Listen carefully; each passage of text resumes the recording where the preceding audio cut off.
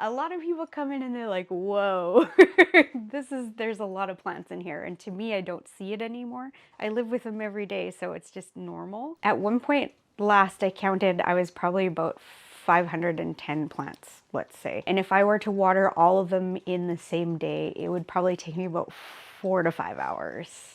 I like to talk about like succulents and stuff as being the gateway plants. You get one, you're successful, you feel that reward because you're growing something and you think, I can do it again, I can do it again, until you're up to, I can do it again 450 times. This is my west facing window, so we have a lot of cacti and succulents. I did find this skeleton. I think he was used in a doctor's office at one point in time or as a teaching tool. And I really wanted to grow a vining plant up him.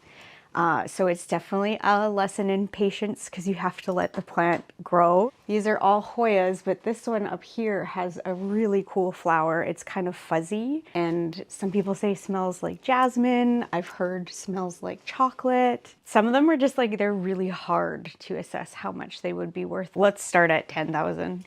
And we can go from there, kind of thing. We're getting into the books and plant shelves, which I feel like are very fun and showcasey. Adding these grow lights into the shelf lets me add more plants to my house. Some of them will sun stress. If they're getting a lot of highlight, they'll sort of blush, like when we tan. So is that like the more pink? Yes. Everybody's like, oh no, because you hear the word stress and it's just like something scary. But it's not. This is a philodendron. I bought it when it was sort of this big and it's just taken off. It's a very happy plant. But what I really love about it is that the petioles are very, very fuzzy. Jungle cacti along the wall here, acting as kind of like a headboard. What I have going on right now might be overwhelming to some, but to me it just feels like home. These are bits of me all over the place. Everything in here is very intentional and I get to look at it and it brings me joy, and the plants are definitely part of that. In the basement, and we have a new giant leaf growing in here. My cactus collection, these guys I only water maybe once a month during the winter. Agave is what tequila is made from. Probably not these ones, but yeah, so this is an agave.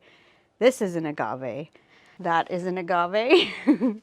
That is an agave there. About once a week I'll go through the collection, see who needs watering, see who needs like pruning, any special care, if somebody's growing, giving them fertilizer. Temperature also plays a very important role, and I feel like it's the one that kind of gets neglected the most. They need that summer, that heat, that light to come back again. They're all kind of just in a state of dormancy mostly. I have some grow lights, so that helps sort of keep them looking good a little bit longer.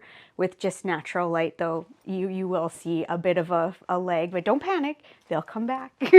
I say set that fear of killing them aside. We all kill houseplants as long as you're learning from it and you're figuring out what works for you, what works for your home. Don't let it hold you back. Outside, especially during the winter here, it can be gray, it can be dismal and that kind of stuff. And then I come home and it's like green and bright and full of some of my favorite things, and it's just like, okay, you can just let out that sigh of relief and just relax.